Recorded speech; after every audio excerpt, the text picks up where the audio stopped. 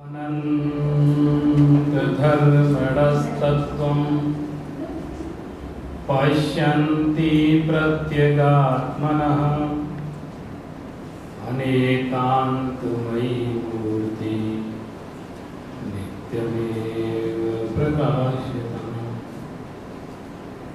धम्मो मङ्गलमुत्कृष्टम् अहिंसा संयमो तपो देवावीतं नमस्सन्ति जस्य धम्मे सयामरो जस्य धम्मे सयामरो जीवमजीवं बहवं जिणवर्मसेन जेणेतेठं देविन्दविन्दवन्दं वन्दे तं सर्वदा शिरसा वन्दे तं सर्वदा शिरसा नमः श्रीवर्धमानाय निर्धूतकलिलात्मने सालोकानां त्रिलोकानां यद्विद्याधर्मणायते यद्विद्याधर्मणायते मोक्षमार्गस्य नेतारं कर्मभूभृतां ज्ञातारं विश्वतत्त्वानां वन्दे तद्गुणलब्धये वन्दे तद्गुणलब्धये। बोले देवादिदेवादिनाथ भगवान की जय। 10 लक्षण महापर्व की जय। पावन दिनों में हम वैराग्य को बढ़ाने वाली 12 भावनाओं पर क्रमशः चिंतन कर रहे हैं। ये 12 भावनाएं हमको संसार के समस्त दुखों से छुड़ा करके उस शाश्वत मोक्ष सुख को प्राप्त कराने वाली और हर पल हर भावना हमारे वैराग्य को बढ़ाती है। इसके लिए इसका बार बार चिंतन बार बार उसको दोहराना आवश्यक है और इसको बार बार इसका चिंतन किया जाता है, इसका पाठ किया जाता है ताकि वो भावनाएं हमारे अंदर कुछ तो दृढ़ हो, कुछ तो स्थायी बने और संसार की जो दशा है, जो अनादिकाल से हम भटक रहे हैं, उसका कुछ तो निर्मूलन हो। इसी पावन उद्देश्य से हम लोग 12 भावना का चिंतन कर रहे हैं कि हमारे अंदर भी इस भव समुद्र से निकलने की एक प्रेरणा जागृत हो और इस संसार से वैराग्य के कुछ अंकुर तो हमारे अंदर भी फूटे। इस उद्देश्य से 12 भावनाओं का चिंतन किया जाता है। गृहस्थ ही नहीं बल्कि हमारे मुनिराज भी प्रतिदिन 12 भावनाओं का चिंतन करते हैं। वो तो संसार से वैरागी हैं, फिर वो क्यों चिंतन करते हैं? वो अपने वैराग्य को दृढ़ रखने के लिए कि वो बना रहे, वो बहुत आवश्यक। जैसे मैं आपको बताऊं, प्रधानमंत्री बनना उतना कठिन नहीं है जितना कठिन बने रहना है। बनने के बाद वो बने रहें, गिरे नहीं, पद छूटे नहीं, वो बना उस पद को बरकरार रखना और भी कठिन था। जितना कठिन बनना उससे ज्यादा उसको बरकरार। तो मुनि पद ग्रहण करने के बाद वैराग्य से ही वो मुनि पद ग्रहण होता है, लेकिन उसके बाद भी वो वैराग्य निरंतर वर्धमान रहे, बढ़ता रहे, इसके लिए ये 12 भावनाओं का चिंतन किया जाता है। तो अभी तक हमने इसके पहले अशुचि भावना तक चर्चा की।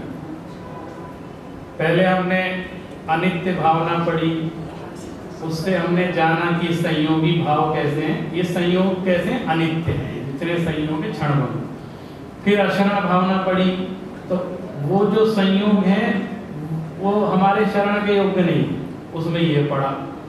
फिर हमने संसार भावना पढ़ी, तो वही संयोग असार है, निरर्थक है, उनसे कुछ नहीं होने वाला। फिर उसके बाद उन संयोगों से पृथक मैं एक तत्व, ये भावना। फिर इसके बाद इन्हीं से अन्यत्व, ये सब मैं नहीं हूँ, मैं अलग हूँ, उनसे भिन्न हूँ, ऐसे करके हमने अन्यत्व भाव।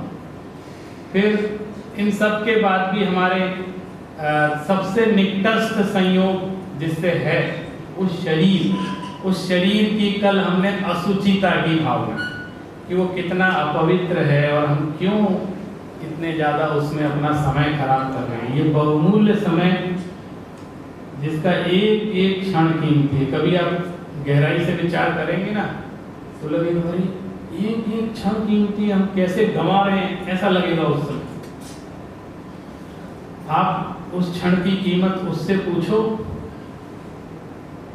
जैसे कभी किसी को सूचना मिल जाती है कि साहब इनको कैंसर हो गया है, अब वो क्या कितने बोले महीने 2 महीने की बात, उनसे पूछो, उसको लगता है अरे मैंने जीवन में कुछ नहीं, अब कुछ कर लो, अब कुछ कर लो, तो उसको तो पता लग गया है ना। इसलिए, और पता तो कुछ भी नहीं है, हमको तो कुछ भी नहीं पता, हमें तो एक क्षण बाद का नहीं पता।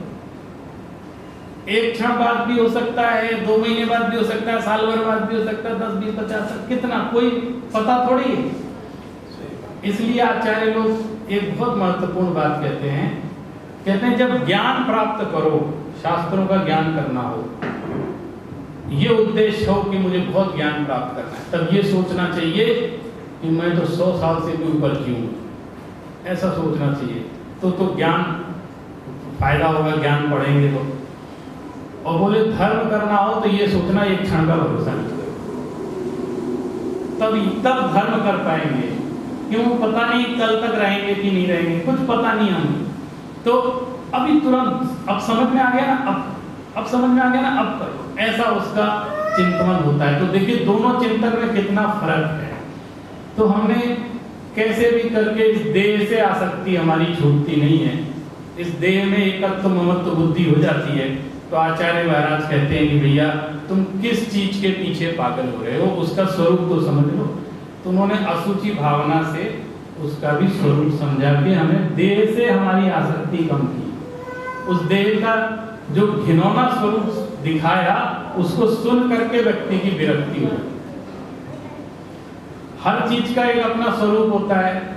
कल मैं जाने के बाद भी शास्त्र पढ़ रहा था, तो उसमें एक जगह ऐसा उदाहरण आया कि ये कितने स्वादिष्ट पदार्थ हैं खाने के लिए सामने, और हमारा शरीर कितना असुचि है कि वो पदार्थ जो अभी इतने अच्छे परम पवित्र लग रहे हैं वो खाने के बाद असुचि हो जाते हैं।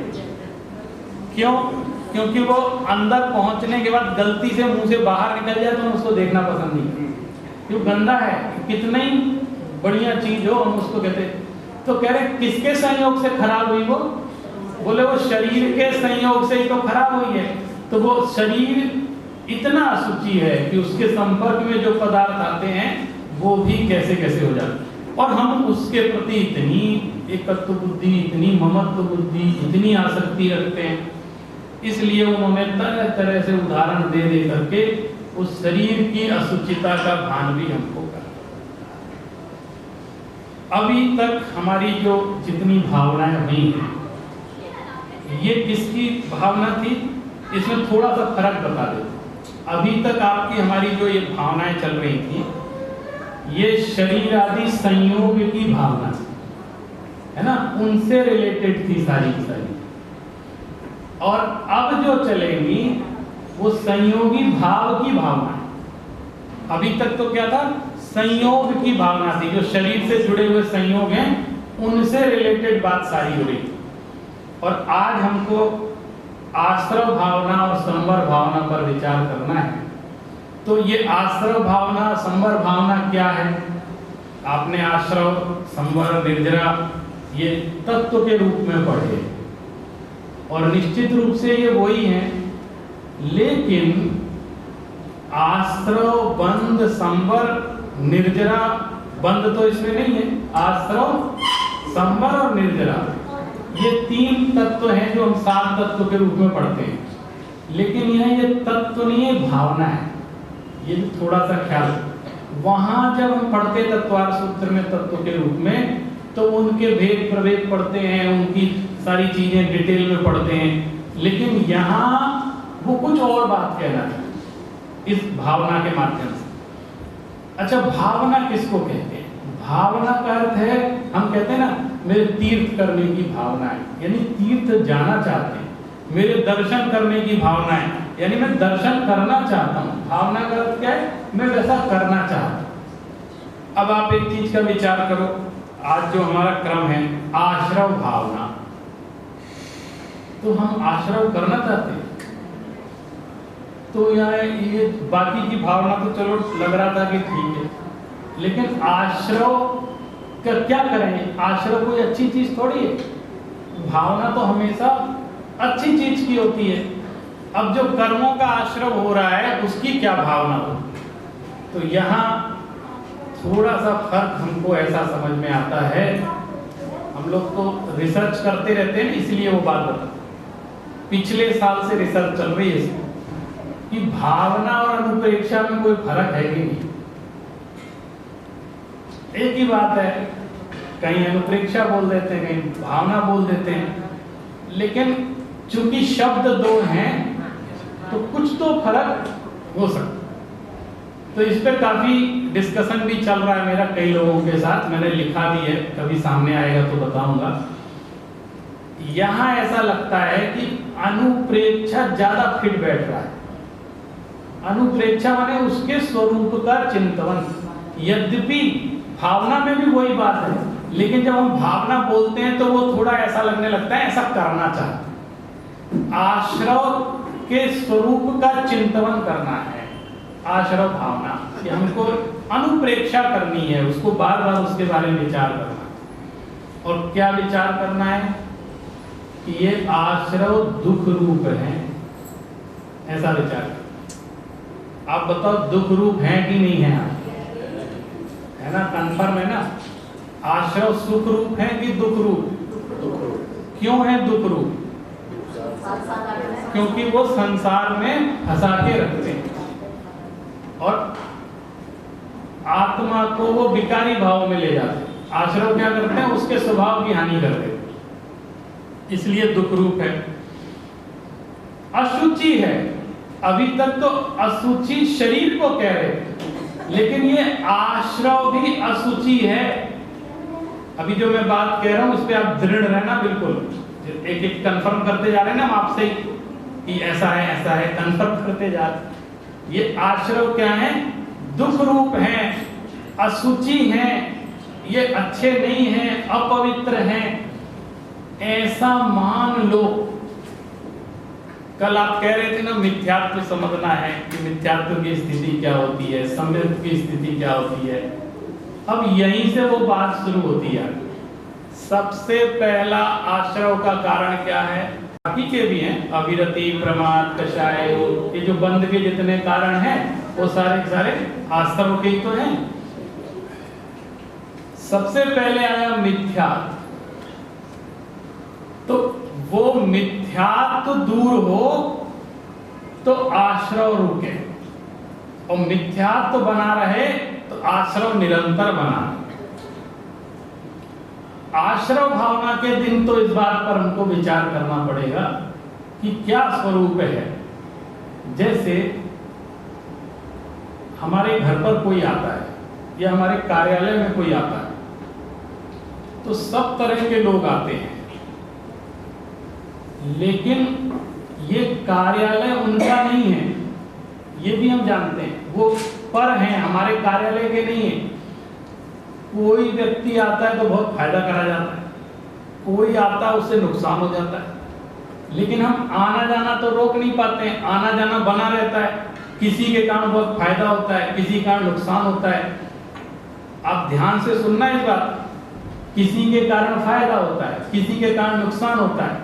तो नुकसान वाला तो हमको बुरा लगता है, फायदा वाला अच्छा लगता है, लेकिन वो फायदा वाला उसको हम अपना ऑफिस नहीं सौंप देते। है तो वो भी व्यापारी, है तो वो भी हमारा कस्टमर ही, और कुछ नहीं है। उसको हम सौंपते नहीं है, उसको ये नहीं कहते तुमने मुझे बहुत फायदा कराया, अगर वो मेरी कुर्सी पे आके बैठ जाओ। ऐसा कोई नहीं कहता, अरे आपसे मुझे करोड़ों का लाभ हुआ, वो तो आया था, उसके कारण मेरा बहुत घाटा हुआ, उसको तो मैंने भगा दिया, आप ऐसा करो, आप ही संभालो, ऐसा तो कभी नहीं कहते। लेकिन धर्म के क्षेत्र में हम ऐसा कर देते। कैसे? कहाँ दिक्कत कहाँ होती है? पाप तो सबको बुरा लगता है, लेकिन पुण्य सबको अच्छा लगता है। अच्छा है भी, बुरा थोड़ी है पुण्य, और पुण्य करने की प्रेरणा दी जाती है। लेकिन आश्रव भावना में ये विचार करना पड़ेगा कि पाप और पुण्य दोनों बंध के कारण है, मुक्ति का कारण इनमें से एक भी नहीं। तो अगर हम किसी भी चीज के प्रति बहुत उपादेय बुद्धि लगाएंगे, हम अपनी सत्ता ही सौंप देंगे उसको, तो इसका मतलब हम आश्रव को नहीं समझ पा रहे हैं, माने कंफ्यूजन है, आश्रव में भूल है हमारी। इसके लिए आश्रव भावना समझाने कि चाहे कैसा भी हो, आप बहुत बड़े मंत्री हैं, आप बहुत इज्जतदार व्यक्ति हैं, और कोई अपराध हो गया या कोई केस चल गया, फंस गए, कि साहब देखो हमारे साथ थोड़ा अच्छा बर्ताव होना चाहिए, सजा जरूर मिल रही है, लेकिन थोड़ी जेल हमारी फैसिलिटी वाली होनी चाहिए, हम बहुत बड़े व्यक्ति हैं। तो हाँ हाँ, आप चिंता नहीं करो, आप इतने बड़े पद पर हो, हम ऐसे किसी चोर उचक्के के साथ आपको नहीं रखेंगे, आप बड़े चोर हो तो हम आपकी बढ़िया व्यवस्था ऐसे छोटे मोटे चोर होते तो उनको जेल में ऐसे ही डाल दें, आपके लिए बढ़िया गद्दा लगाएंगे, बढ़िया वहाँ पे खाना वाना ठीक से देंगे। तो अरे इतनी फैसिलिटी दे रहे हो तो गेट भी खुला रखना, कभी हम आए जाएं। तो क्या ये नहीं होगा, जेल तो जेल ही कहलाएगी, वो लॉकअप पे ही रहोगे आप, कोई ये नहीं कहेगा कि स्वतंत्र, यही कहा जाएगा इनको सजा हुई है और ये जेल में, कहा यही जाएगा, माना यही जाएगा। अब बताओ, वो जेल पसंद है, बहुत अच्छी गजब की जेल है, और यहाँ तो कितने झंझट हैं, कमाओ धमाओ ये करो, वहाँ तो बढ़िया व्यवस्था, फ्री की व्यवस्था, वहाँ तो कुछ नहीं करना है, अपना ध्यान, आत्मा का ध्यान करो, वहाँ सारी व्यवस्था है, फैसिलिटी बनी हुई है, कोई चक्कर ही नहीं। एकत्व भावना का भी भान कर सकते हैं, अन्यत्व भावना का भी भान कर सकते हैं, लेकिन ऐसी भी जेल किसी को पसंद नहीं है। क्यों? आपको जो सुविधा घर में वही देंगे, वही वाली, उससे अच्छी दे देंगे तो भी पसंद है। क्यों? क्योंकि वो जेल है, वहां मेरी स्वतंत्रता नहीं है, वो मेरा बंधन है, ऐसा विचार करते हैं। तो जब हम वहां ऐसा विचार करते हैं तो हमको आश्रव भावना में भी ये विचार करना पड़ेगा। एक सोने की बेड़ी है और एक लोहे की बेड़ी, आचार्य कुंद महाराज कहते हैं, एक सोने की बेड़ी, बांधती दोनों, सोने के पिंजरे में बांध दो चाहे लोहे के पिंजरे में बांध दो। अब जब हम ऐसी बात बोलते हैं या ऐसा कहेंगे तो क्या सब पुण्य को छोड़ दें? आप कैसी बात करें, पुण्य छोड़ दें, पुण्य करना, अरे ये कहाँ कह रहे हैं, ये थोड़ी कह रहे हैं कि पुण्य छोड़ दो, अरे स्वरूप समझा रहे हैं। हम अगर पुण्य को ही मुक्ति मान लेंगे तो मुक्त कैसे हो, वो ये समझा। अगर हमने सब हम पुण्य बांध रहे, पुण्य बांध रहे, अरे बोलते भी जा रहे और उसको मुक्ति भी समझ रहे, बोलते क्या है, हम तो पुण्य बांध रहे, पुण्य बांध रहे, तो बांध ही तो रहे, हम तो यहाँ खुलने की बात कर रहे। वीतरागी देव क्या कह रहे हैं, हम तो खुलने की चर्चा कर रहे हैं। तो जब तक आश्रव में ये दो भेद हैं, उनको, उनका स्वरूप हम नहीं समझेंगे, तब तक आश्रव का भाव नहीं। आश्रव भाव में ये समझना है कि ये आश्रव भाव मेरे नहीं है, चाहे वो शुभ रूप हो चाहे अशुभ रूप, मेरे नहीं है। अच्छे बुरे की बात नहीं है, क्या वो अच्छा है कि बुरा है ये मतलब नहीं है, वो ग्राहक मुझे लाभ दे रहा है, घाटा दे रहा है, ऐसा नहीं, वो मेरा मालिक नहीं है, बस ये इतना ही समझना। लाभ लेना लो, खूब लो, लेकिन उसको अपनी गद्दी तो नहीं सौंप देंगे, हम अपना आसन तो उसको नहीं दे देंगे कि तुम्ही को मालिक बना दे अपनी कंपनी, ऐसा तो नहीं करेंगे ना। ये इतना ही सा अंतर समझना है आश्रव भाव, और वही आचार्य हमको यहाँ पर समझा रहे हैं। इनकी जो छंद है वो छेड़ाला को देखते हैं। जो योगन की चपलाई ताते हैं आश्रव भाई, जो योगन की चपलाई, ताते हैं आश्रव भाई। आश्रव दुख कार घनेरे, बुद्धिवंत तिन्हें निर्वेरे। क्या कह रहे? ये जो योगन की चपलाई है, चपलाई माने चंचलता, मन वचन काय के योगों की जो चंचलता है, चाहे वो जिस रूप हो, वो आश्रव का ही कारण बनती है, कषाय के योग से। इसलिए ताते हैं आश्रव भाई, भैया वो आश्रव ही हैं, ये समझ लो, इतना तो मान लो। एक चीज में ये अपने आप हिल रहा है क्या?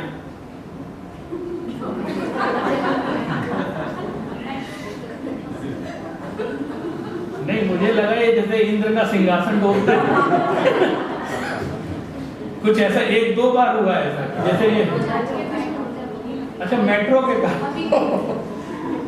तो एक चीज मैं हमेशा एक बात समझाता हूँ, और मुझे हमेशा लगता है कि जो हमारे ये जो स्कूल कॉलेज के उदाहरण है ना, ये ज्यादा दिमाग में सेट हो जाते हैं, क्योंकि हमको रोज के प्रयोग में आते हैं ना।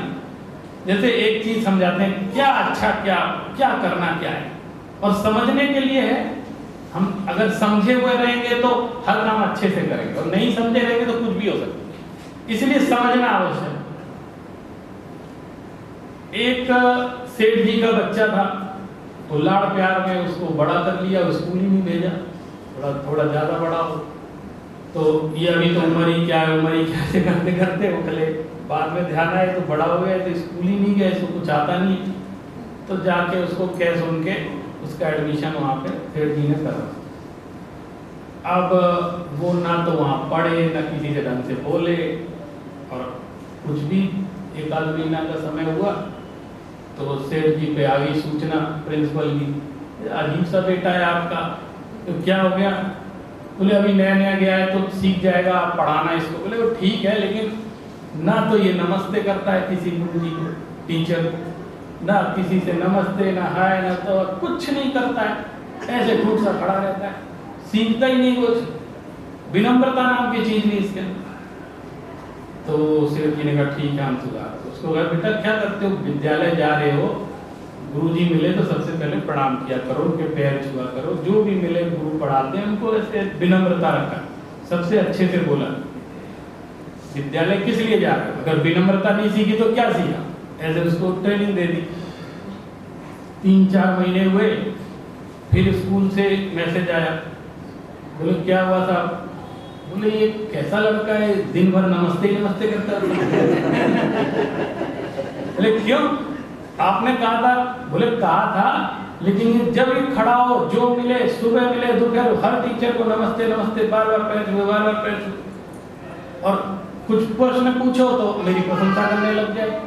बोले इसे जो पूछा उसका उत्तर क्यों नहीं देते, पढ़ता नहीं है। तो बोले ठीक है जी, उसको बुलाया, बोले तुझे नमस्ते करने कहा क्यों?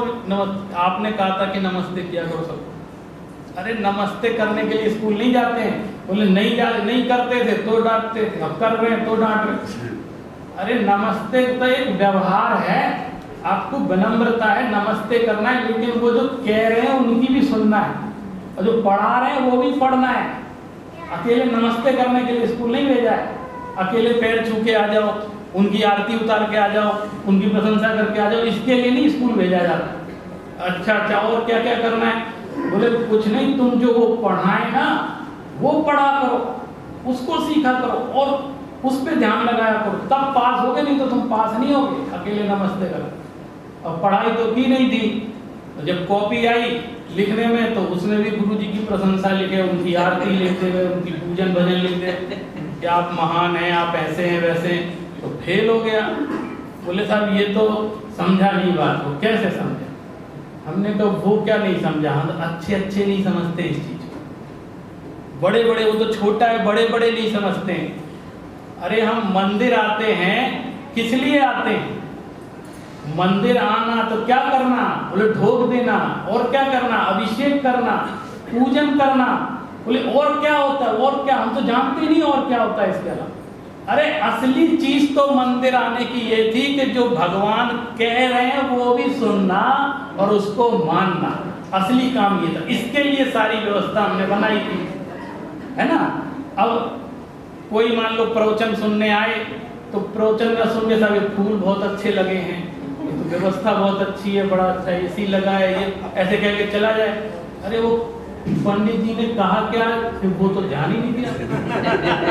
तो ऐसे नहीं होना चाहिए। तो हमारी दृष्टि क्या, हम सिर्फ एक दृष्टि में फर्क में पड़ जाते हैं। हमको सिर्फ ये यही गाड़ी खड़ी करो, और गाड़ी तो यहां से शुरू होनी थी, इसलिए। और जो इसमें ही अटक जाता है वो मिथ्यात्व में पड़ जाता है, वो सोचता है यही सब कुछ है, हमको इससे ज्यादा नहीं।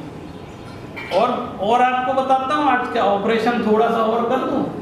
अभी क्या चक्कर चल रहा है, पंडित जी देखो हमारे पास टाइम नहीं है, हम 1 घंटा धर्म के लिए दे सकते दिन में। अब तुम चाहे हमसे पढ़वा लो, चाहे घंटी बजवा लो, चाहे अभिषेक करवा लो, चाहे कुछ करवा लो, इससे ज्यादा। और जो एडजस्टमेंट होगा वो इसी के अंदर होगा, इससे ज्यादा हम नहीं दे सकते। वह हमको जो अब फिर जिसमें मन लगेगा तो वही काम करेंगे, उससे ज्यादा हम करेंगे। तो अरे हमको तो आश्रव भावना समझानी है, उद्देश्य हमारा क्या है, आश्रव भावना समझानी है।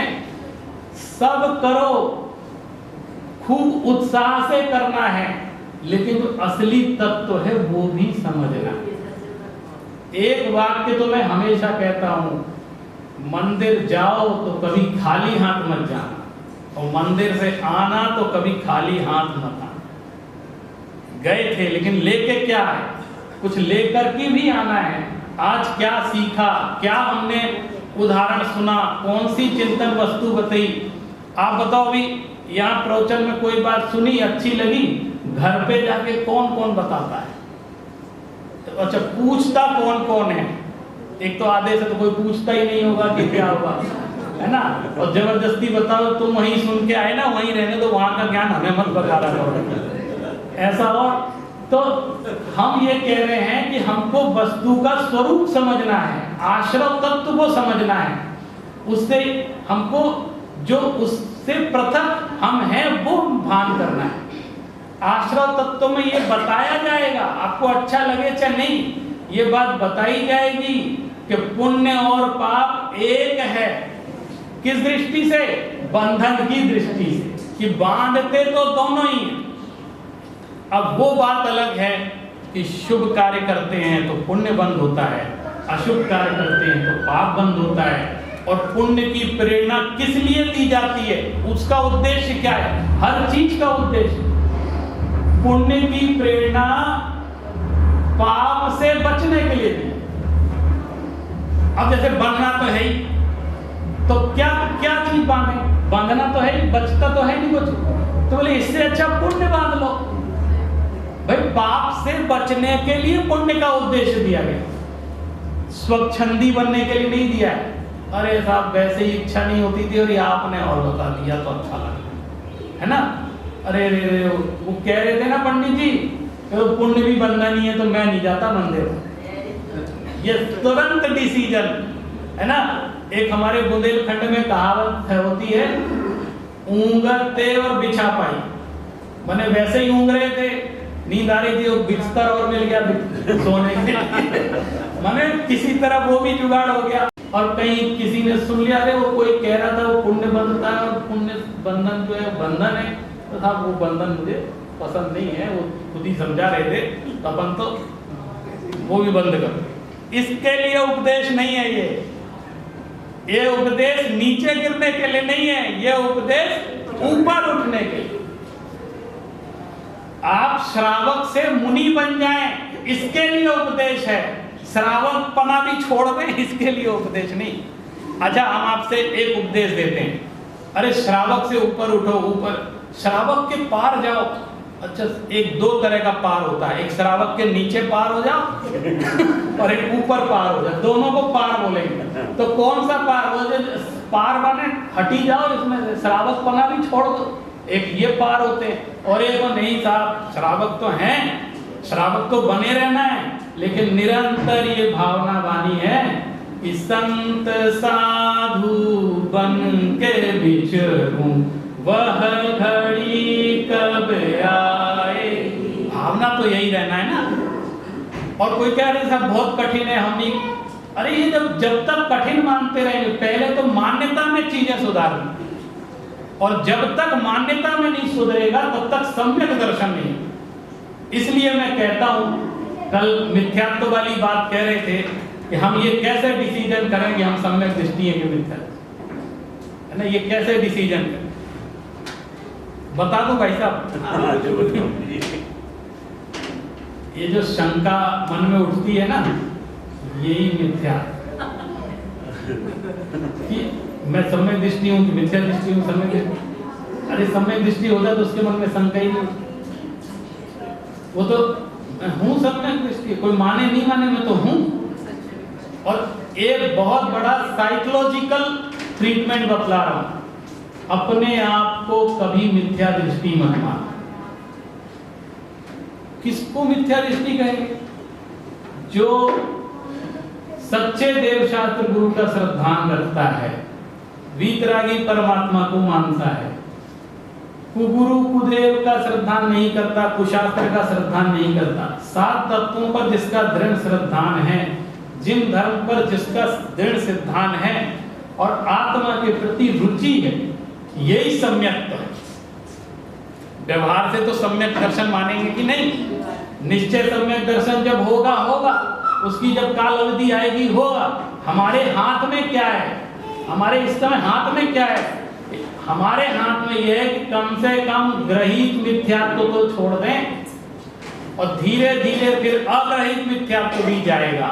लेकिन अभी हमारे जो इस समय प्रत्यक्ष हाथ में है, उनसे तो बचें। तो वर्तमान में तो ऐसे ही सम्यक दृष्टि हो जाए, वही बहुत बड़ी बात कि हम कम से कम इस मनुष्य भाव में हमारा ये दृढ़ श्रद्धान है कि हम कुदेवादी का श्रद्धान नहीं करेंगे, परद्रव्य में इष्ट अनिष्ट बुद्धि नहीं रखेंगे, और ईश्वर जगत का करता है, हम कोई मुझे तार देगा, ये सब दिमाग में नहीं लाएंगे। तो आप समझ लो 99% सम्यक तो आपको होगी।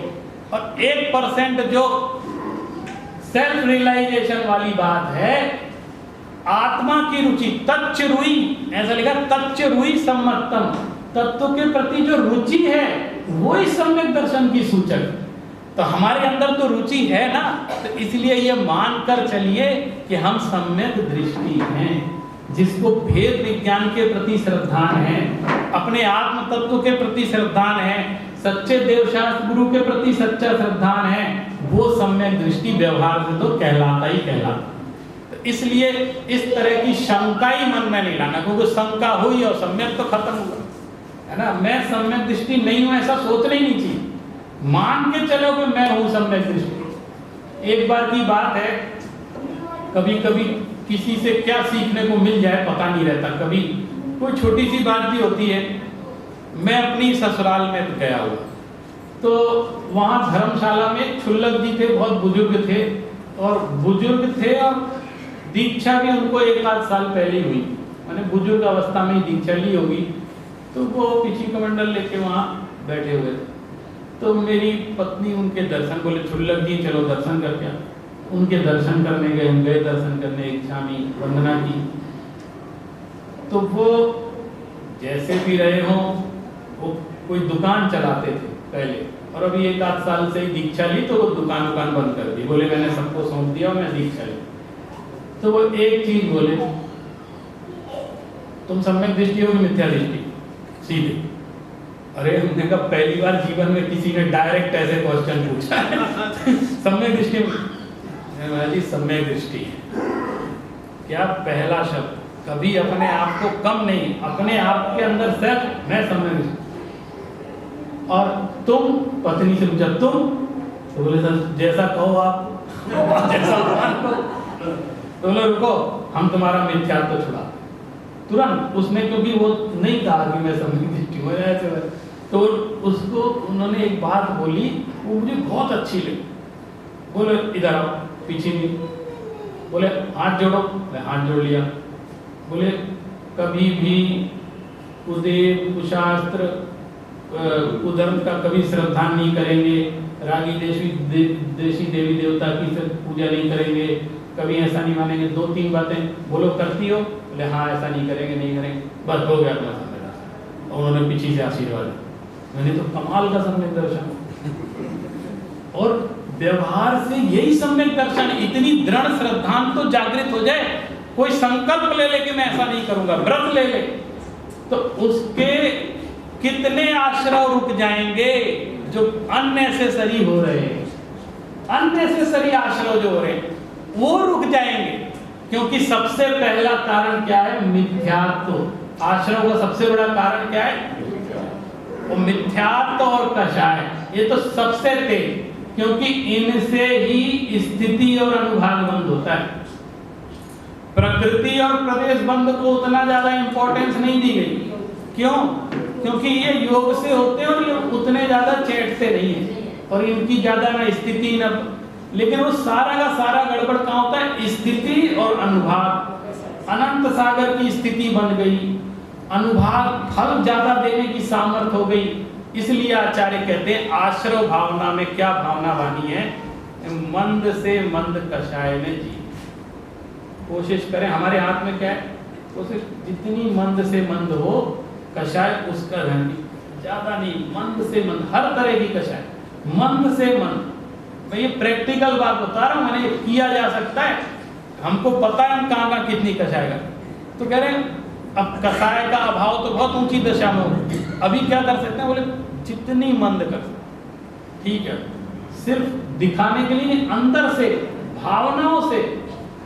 अब देखो कार्तिकेय अनुप्रेक्षा जो ग्रंथ हम लोग पढ़ते हैं उसमें बहुत सुंदर एक बात आई, वो मैं लिख के लाया हूं आपको बताने। उन्होंने कहा कि मंद कषाय से कम आश्रव होता है और तीव्र कषाय से ज्यादा, माने ज्यादा स्थिति भी बनेगी, ज्यादा अनुभाग बंद भी होगा। वो जो मंद कषाय और तीव्र कषाय के जो उदाहरण दिए ना वो बड़े गजब के, इसलिए मैं लिख के लाया कि वो बताने लायक चीज।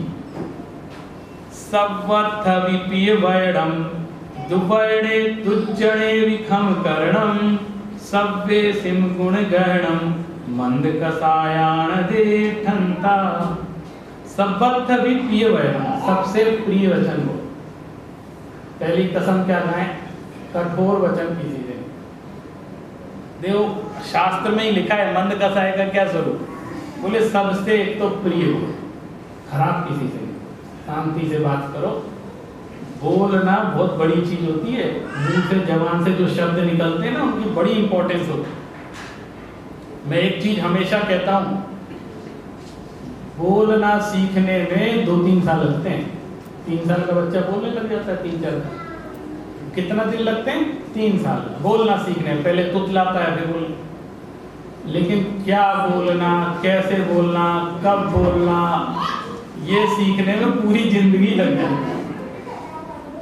कहाँ क्या बोलना, क्या नहीं बोलना, कैसे बोलना, किस तरीके से बोलना, किन चीजों के बारे में बोलना, ये सीखने में पूरा जीवन लग जाता। तो एक तो प्रिय वायडम, इससे मंद कषाय रहेगी और आश्रव कम है।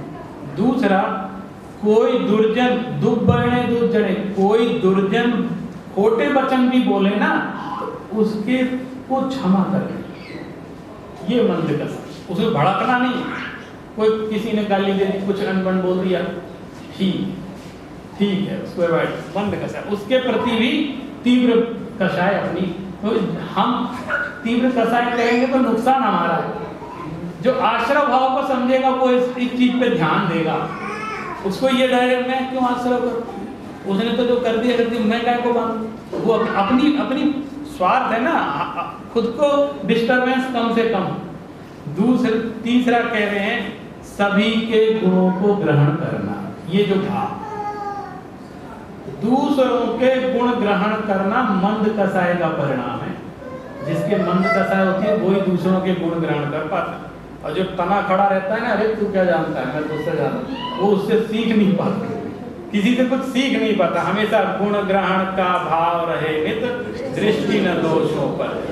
ऐसा हम लोग भावना पढ़ते हैं हमेशा, अरे इनमें गुण क्या है ये देखो, विशेषता क्या है, वो अपन को वो ग्रहण करना है, उनके जो दुर्गुण है वो जाने। हमें तो गुण ग्रहण। तो मंद कषाय जीव गुणों को देखेगा, और तीव्र कषाय वो गुणों को छोड़ के वो दुर्गुणों की तरफ देखेगा, इनमें क्या क्या कमियां हैं, तीव्र कषाय। इसलिए ये तो प्रैक्टिकल वाली बात है ना, कर सकते हैं ना। तो ऐसी आश्रव भावना वानी है कि भैया इन चीजों से हमको बच के रहे। अब बचना किससे है, आप आश्चर्य करोगे किससे बचना है। गाथा में लिखा है, अपप्रशंसन कारणम पुंजेषु दोषगहासीलत्तम वेरधरणम च सुईरम तीव्र कषायाण लिंगाणि। ये सब तीव्र कषाय के लिंग हैं, चिन्ह हैं। क्या? अपप्रशंसन कारणम, अपनी प्रशंसा करना, अपनी प्रशंसा करना, ये तीव्र कषाय। ये लगता है कषाय जैसा कुछ, मैंने ऐसे फीलिंग बता रहा हूँ अपनी। मैं ये हूँ, मैं वो हूँ, और हम आपस में बैठ के करते क्या है, दूसरे की निंदा और अपनी। तो ये आश्रव भाव समझेगा, वो बचेगा इससे। अरे भैया कहीं निंदा हो भी रही है तो चुप रहो, अपन ज्यादा नहीं बोलो, इस पे ध्यान नहीं दो। क्योंकि रस आता है दूसरे की निंदा, निंदा रस है, दूसरे की निंदा और खुद की प्रशंसा। छोटी छोटी बातें हैं, इनसे तो आश्रव भाव, आश्रव से बच सकते हैं। कुछ अपने को क्या करना, निंदा नहीं करनी। परात्म निंदा प्रशंसे, पर निंदा परात्मा की प्रशंसा, ये सब नीच गोत्र के बंध के कारण बनते हैं। तो अपनी प्रशंसा करना ये तीव्र कषाय है। आप सोचो, हम तो हंस। अच्छा एक चीज और है, कषाय में हमें लगता है कुछ चेहरा विकृत हो जाता होगा, ऐसा वैसा। तीव्र कषाय माने ऐसा लगता है गुस्सैल होगा। तीव्र कषाय प्रशंसा वाला कहाँ ऐसे गुस्सैल दिखता है, वो तो खुश होकर हंस के अपनी प्रशंसा करता है। लेकिन अभिप्राय में वो कहते हैं तीव्र कषाय इसको चल रही। और एक चीज, पूज्य पुरुषों में दोष निकालना। जो हमारे मुनिराज हैं, तपस्वी हैं, और भी जो हमारे बड़े हैं, माता पिता हैं, जो भी हमसे श्रेष्ठ हैं, उनमें दोष खोजते रहना, बोले ये भी तीव्र कषाय है। देखो हमें तो बचना है ना, इसलिए बात कर रहा हूं, किसी को अपन को लाग लपेट की जरूरत नहीं है। तीव्र कषाय के परिणाम में तीव्र आश्रव होता है, उसके स्थिति अनुभाग बहुत बनती है, इनसे बच के रहना है। तो पूज्य पुरुषों में जो दोष देखने की प्रवृत्ति ज्यादा हो गई हमारे अंदर, उसको कम। दोष दर्शन जानते क्या है? और एक बात बोलता हूं, अभी की स्थिति कुछ ज्यादा ही विकृत हो गई है। कैसी? दोष ही नहीं देखते, घृणा भी करने लग जाते। मैं एक गुरु जी को मानता हूं, अन्य सारे गुरुओं से घृणा करता हूं। ऐसी जो भाव विकसित हो रहे हैं, उसमें किसको दोष लगेगा? अभी हो सकता है मेरा किसी से विशेष परिचय हो, किसी से मेरा विशेष भक्ति हो, लेकिन अन्य के प्रति घृणा के लिए किसने कह दिया? और चलो ठीक है, समता भाव रखो, ठीक है, लेकिन उल्टी घृणा कि नाम सुनते घृणा, नाम लेने में घृणा। अरे इतनी तीव्र कषाय की क्या आवश्यकता है? इतनी तीव्र कषाय अगर करेंगे तो कितना तीव्र आश्रव, कितना स्थिति और अनुभाग बंद होगा, और हमें कितना उसका परिणाम भुगतना। ये इस चीज को इसलिए सुरक्षित रखने की आवश्यकता है, और इस मानसिकता को इसलिए बदलने की आवश्यकता है कि नहीं तो हमारा दिगंबर धर्म बचेगा नहीं, खत्म हो जाएगा। कहानियों में रह जाएंगी बातें कि ऐसा हो गया। क्योंकि कौन है? भक्तों से ही धर्म चलता है, न धर्मो धार्मिक ही बिना। और धार्मिक ही अगर ऐसे हो जाएंगे तो धर्म कैसे चलेगा? धार्मिक ही इस तरह का विचार करेंगे तो कैसा? तो कम से कम अपने परिणामों की सुरक्षा करना, ये आश्रव भावना का मुख्य उद्देश्य है। इन चीजों को समझ करके इनसे बचो, इसलिए आश्रव भावना का उद्देश्य यहाँ पर हमको समझाया है। बहुत सारी बातें हैं, आज हमको संवर भावना पर भी चिंतन करना है, क्योंकि ये जस्ट आश्रव के विपरीत करना। आश्रव निरोधो संवरम, आश्रव के निरोध को संवर करें। अब ये आश्रव का निरोध होगा कैसे? इसकी भी एक छंद तो पढ़ ही लेते हैं, समय हो रहा है, फिर भी एक छंद पढ़ लेते हैं। जिन्हें पुण्य पाप नहीं कीना, आत्म अनुभव चित दीना, तिन्हि विधि आवत रोके, संवर लही सुख अब लोके। अब संवर में क्या करना है? वो छेद बंद करना है। जो छेद हो गया है, जिससे आश्रय हो रहा है, उसको बंद करना है। कैसे बंद होगा? तो वो कह रहे हैं कि एक ही तरीका है।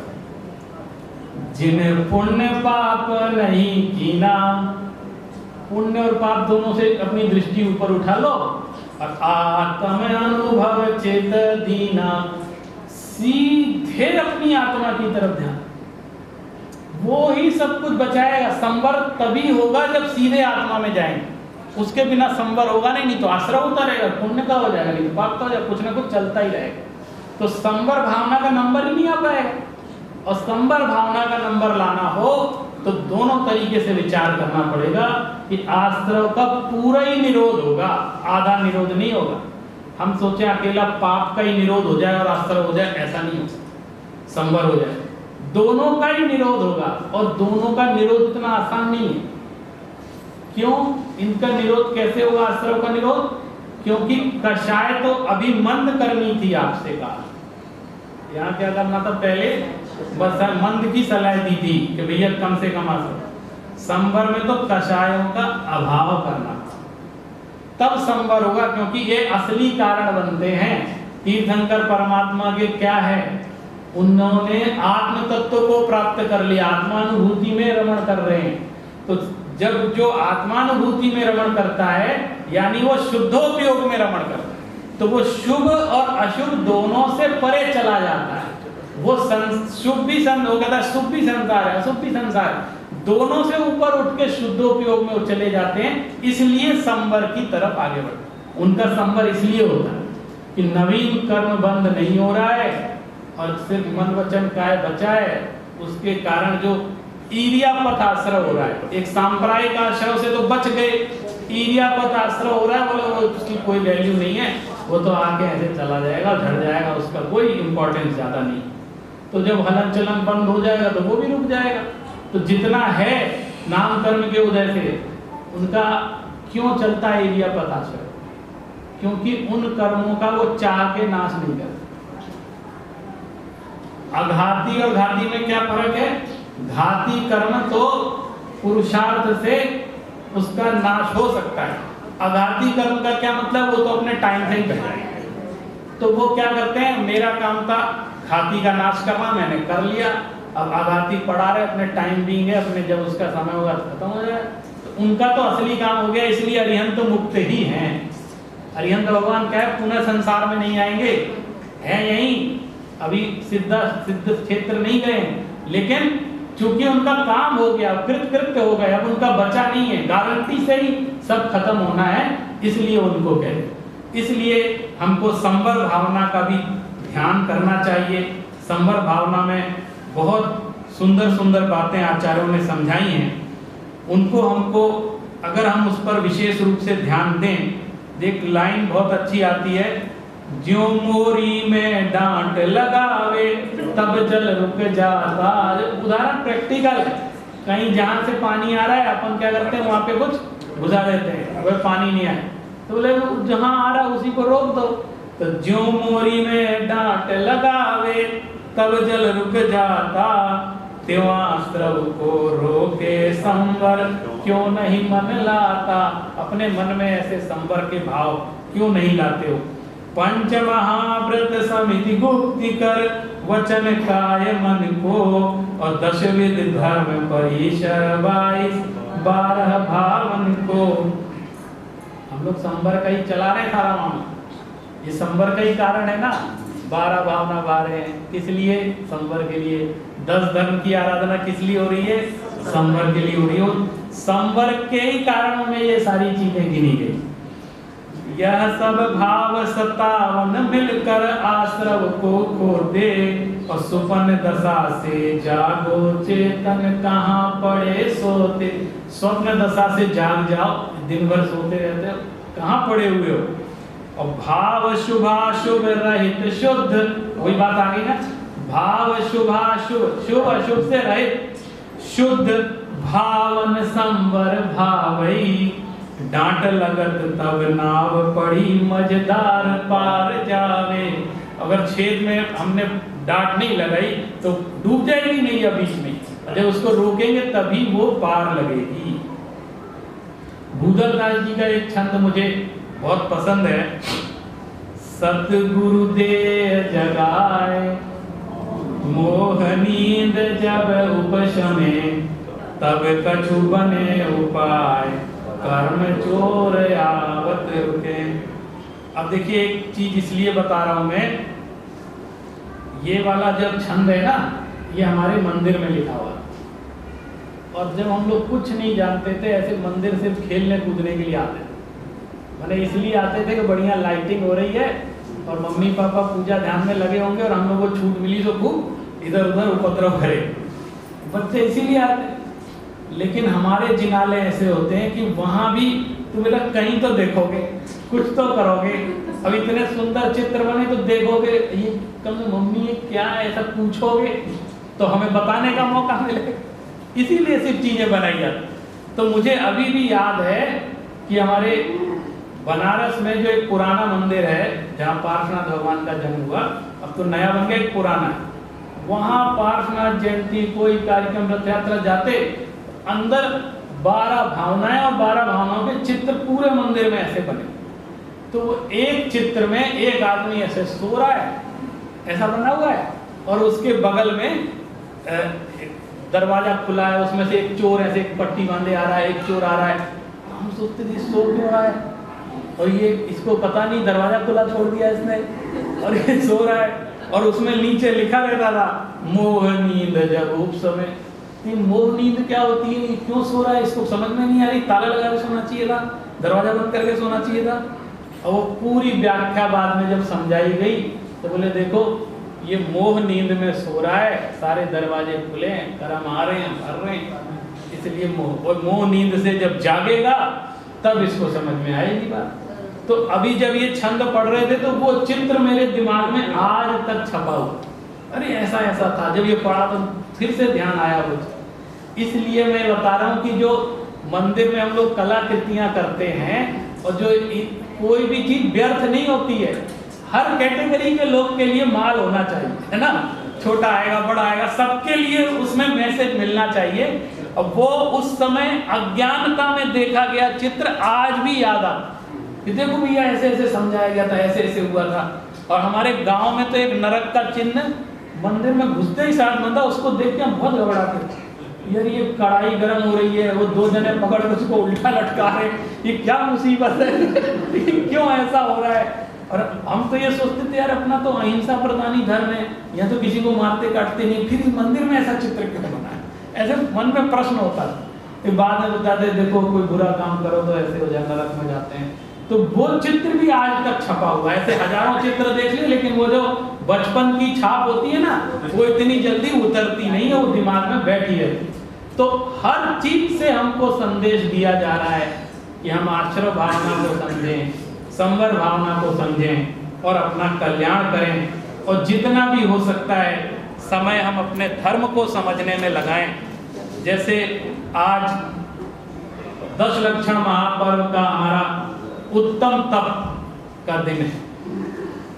उत्तम तप में हमको विचार करना है, इच्छा निरोधो तप, एक ही सूत्र याद रखना, कुछ इच्छा के निरोध को तप कहते हैं, तत्वा सूत्र का सूत्र।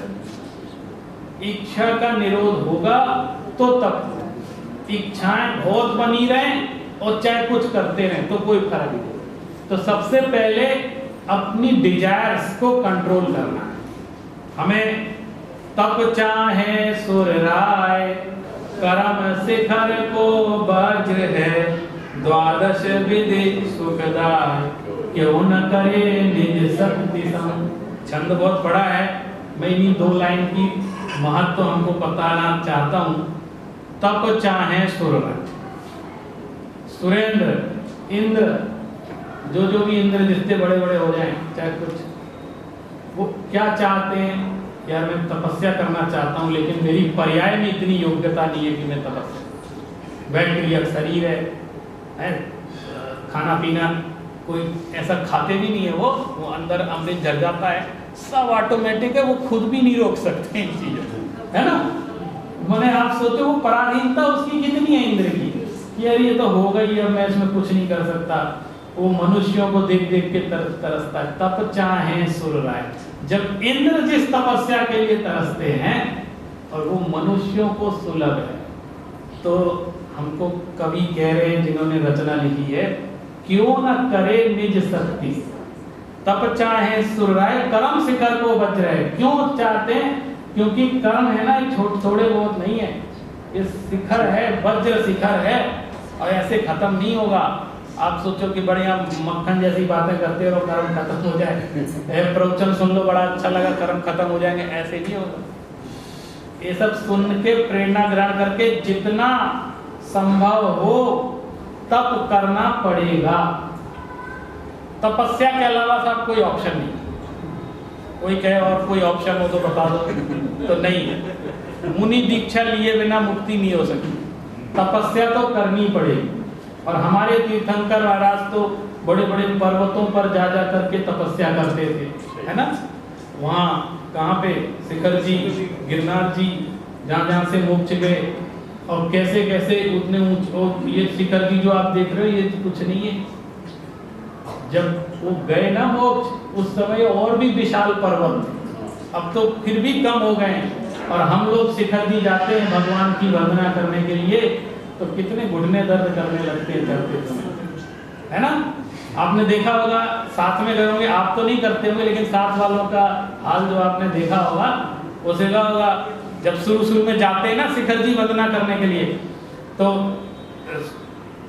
खूब अच्छे से भजन गाते हुए जाते हैं शुरू में, उत्साह से, और जैसे फतेह कर लेंगे, है ना। और धीरे धीरे धीरे जब वो आप नहीं निकलते, आधा समय गुजर जाता है, उसके बाद माने कहने लगते हैं, अरे क्या जरूरत थी इतने ऊपर अंदर से ऐसे भाव, इतने ऊपर जा करके, अरे यहीं कहीं से तपस्या कर लेते हम। मन में ऐसे गाते हैं, शुरू में गाते हैं, मैं थोड़ा सा उनकी लय बताता हूँ। सावरिया पारस नाश कर पे भला मेरा जानी, सावरिया पारस नाश कर, शुरू में ऐसे गाते हैं। फिर थोड़ी दूर जब 1-2-5 घंटे हो जाते हैं, सांवरिया पारस नाश कर पे भला मेरा जानी, ऐसे मैं कुछ कह तो सकते नहीं, हिम्मत छूट रही है। अरे तपस्या करनी पड़ेगी, और वहां शिखर जी की भी तपस्या का संकल्प लो, तो दिमाग का संकल्प होता है। 95 साल की बुढ़िया भी बिना डोली के चढ़ के शिखर जी की वंदना करके आ जाती है, और हमारे घुटने दर्द करने लग जाते हैं इस युवावस्था में भी। जिसके श्रद्धांतरण होता है वो कहता है, जब आप इतनी दूर से मुक्ति तक, हम आपके वहां तक नहीं आ सकते, और वो भूखी प्यासी बीच में कुछ नहीं खाएंगे पिएंगे और करके चली आ जाती है। इसलिए मैं कहता हूँ भक्ति में शक्ति होती है। भक्ति पैदा करो, शक्ति अपने आप आएगी, और भक्ति होगी तो शक्ति होगी, और शक्ति होगी तो तप होगा। बिना शक्ति के तप हो नहीं सकते। इसलिए वो कह रहे, क्यों न करे निज शक्ति संग, तो जितनी शक्ति है उतना तो अवश्य करना चाहिए, और जितनी नहीं है उसके प्रति श्रद्धान रखना चाहिए। जितना नहीं कर पा रहे, कई रोग धोग रहते हैं शरीर में, हम नहीं कर पा रहे, तो जो कर रहा है उसकी अनुमोदना करनी है, उसका मजाक नहीं उड़ाना चाहिए। क्या है ये आजकल या उपवास में क्या रखा है, ऐसे नहीं बोलना चाहिए। बोलते हैं जो नहीं कर सकते ना, वो ऐसा करके अपने उसको संतुष्ट करते हैं। अरे जो कर तुम नहीं कर पा रहे, तो जो कर रहा है उसकी अनुमोदना तो कर लो, उसकी सेवा तो कर लो, कल को हमारी भी शक्ति हो जाएगी। भाव रहेंगे तो होगी, और तुम भावों से ही हटा दोगे तो कभी 3 काल में वो शक्ति भी आएगी नहीं। हमारे जैन धर्म में तप का इतना अधिक महत्व बतलाया है कि बिना तपस्या के कुछ भी संभव नहीं है।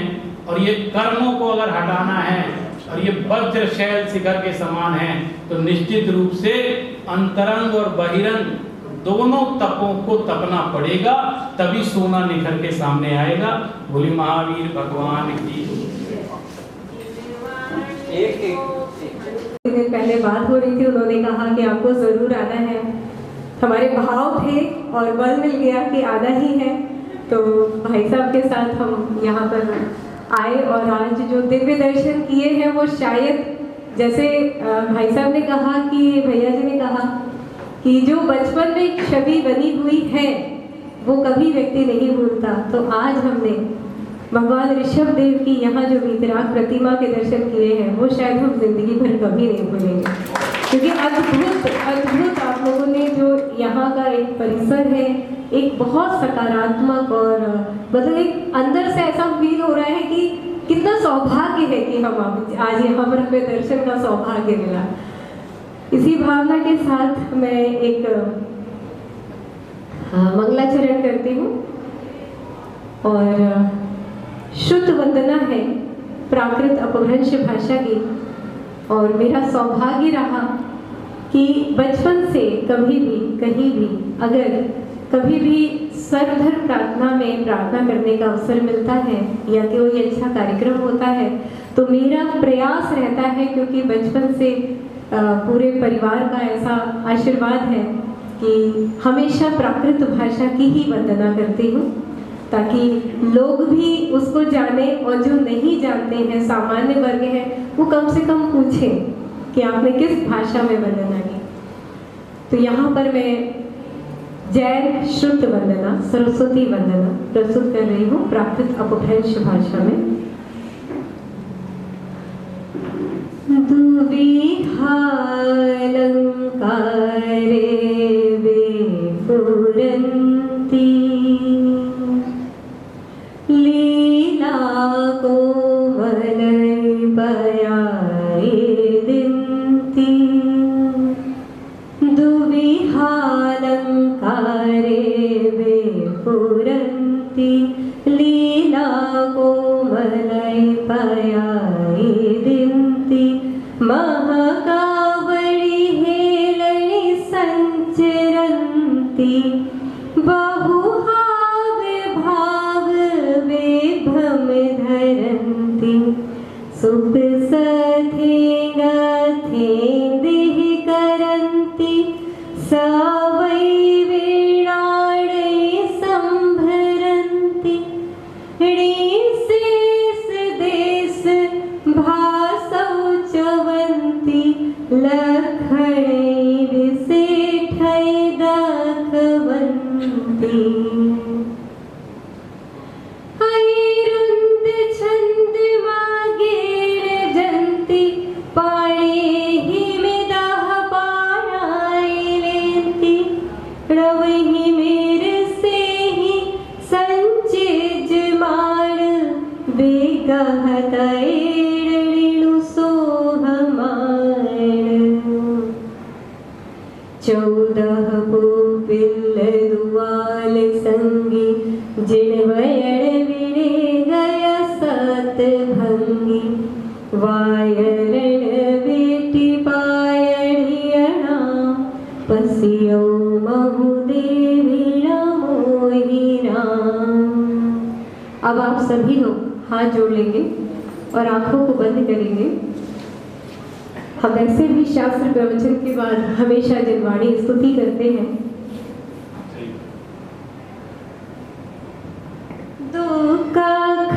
दुःखैतारिणि सुखखारिणि परमा सरसै दिव्यवाणी परमा सरसै दिव्यवाणी परमा सरसै दिव्यवाणी परमा सरसै दिव्यवाणी परमा सरसै दिव्यवाणी।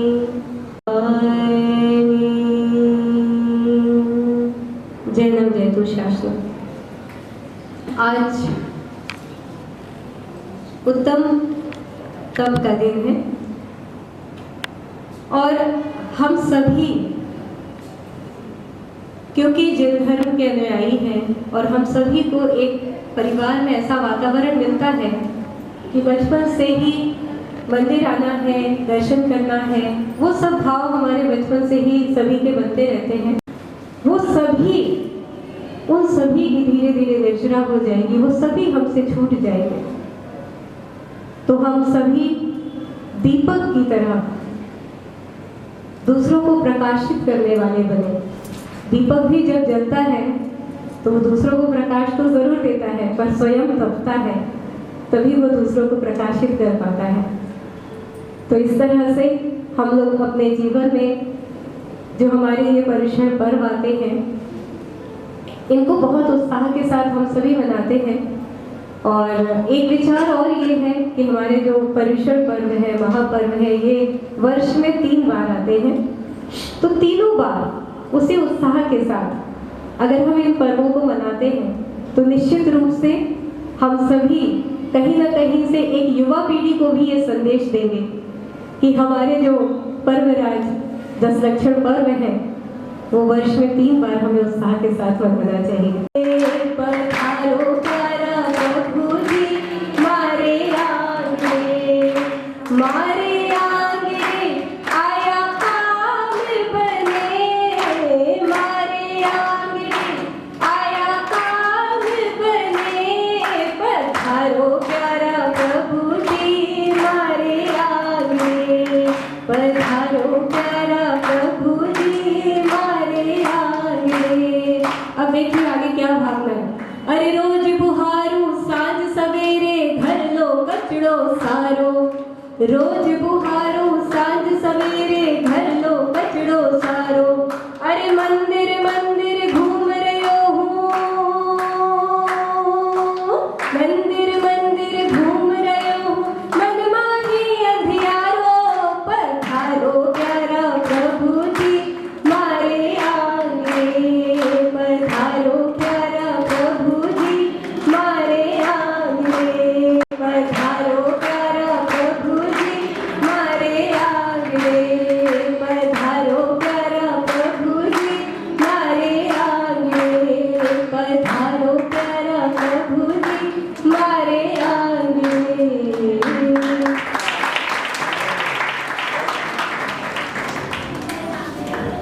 बहुत सुंदर बहन जी ने भजन गाया और जैसा बहन जी ने बताया 18 दिन का पर्व होना चाहिए, ये बहन जी कह ही नहीं रही, अपने ऊपर लागू भी कर रही हैं। 18 दिन से इन्होंने निर्जल व्रत किया हुआ है, खाली जलती भी बहन जी हैं और इतनी शक्ति इनके अंदर आई हुई है कि वो 15 मिनट बिल्कुल ऐसे बोल रही हैं जैसे एक भला चंगा इंसान बोलता है।